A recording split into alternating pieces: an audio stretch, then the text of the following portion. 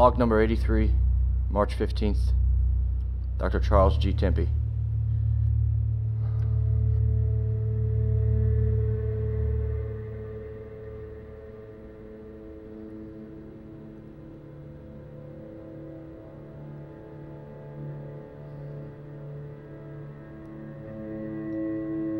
I found the bird in the park and nursed it back to health. Shortly thereafter, when she came to me.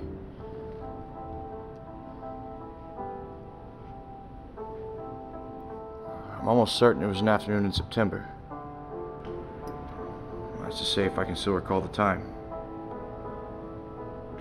My memories slowly erasing her. And now,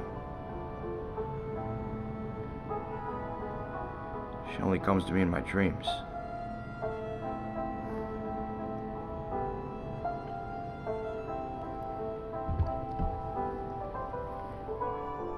Like the bird I found, she finds me. Evelyn Rhodes. Oh my God, was she stunning. She'd read some of my published works and inquired about an internship. I accepted her offer, of course. Times were harder then. Her input was surprisingly relevant, if not profound.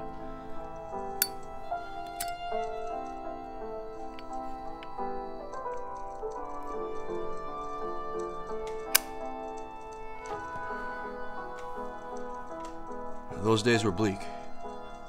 What with investors backing out and donors scarce.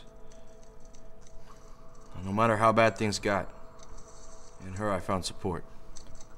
A confidant. Unexpected was her love for me. And in time, I discovered the same love for her. We were so poor then. It was killing me inside. The lack of altruists providing donations was crippling my research. See, my work was complicated. An extreme fringe study of purging memories embedded in the genetic code of the bloodstream, and developing a process for visual observation. Without ample donors and bi-weekly progress reports, it was impossible to sustain the research. But Evelyn had found a solution.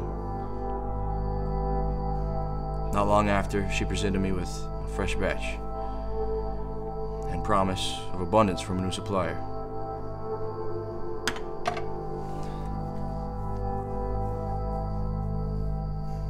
She wouldn't divulge who. I was exuberant, not only for the newly acquired samples, but for the blood's quality. Before, there were only hazy flickers of shapes and light. But now, there are full moments in time. As though you're looking through the eyes of the donor.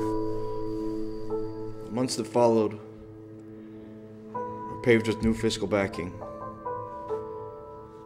and adoration from my colleagues. All due to the newly collected data. Thanks to Evelyn. Whenever the store would run dry, she'd just give me a reassuring smile and tell me I can get more.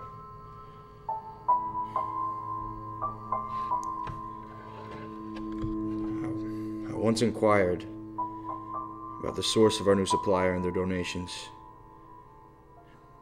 She said,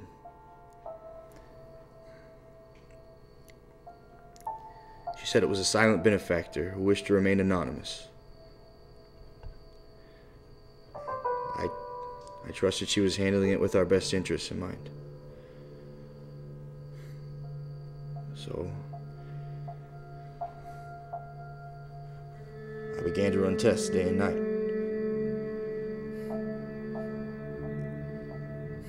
Evelyn, however, grew distant, sleeping through most of the day.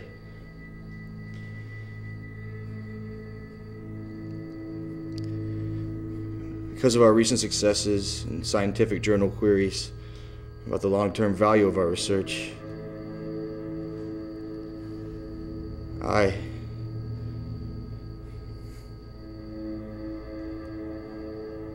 was blind to the mounting signs. The future was promising. However, the science was yet to be perfected. If I just sifted through, if I'd only discovered the truth woven before my eyes. The fact is, I'd become obsessed with the research. And Evelyn, just a footnote in my day. The hazy flicker of shape and light in my life. Until the night I awoke her, found the blood. All the pieces came together. I had to know for sure. So, I followed her.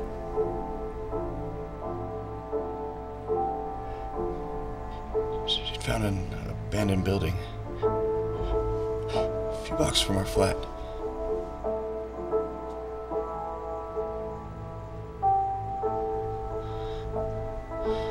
It was like a cold knife driven into my chest.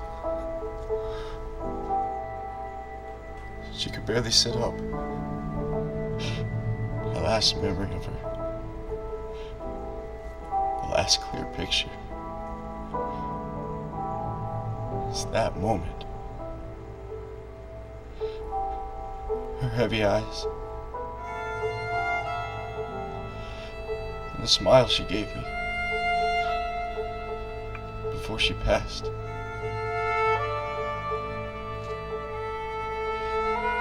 It's all I have left.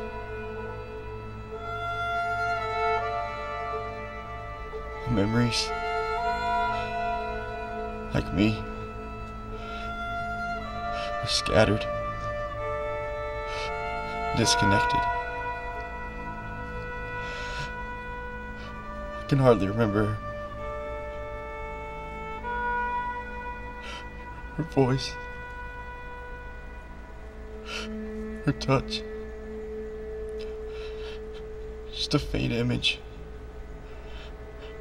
oscillating in the light.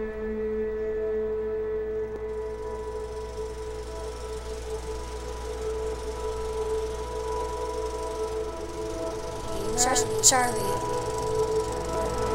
Evelyn? Charlie, I'm here. I'm sorry.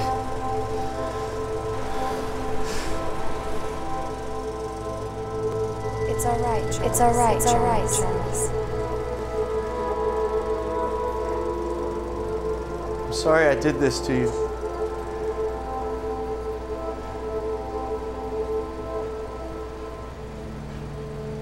I never meant for this. Charlie. I forgive you.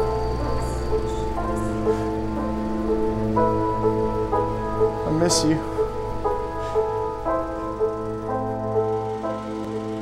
I'm with you now. She came to me, like the bird I found in the park. Only for a short time.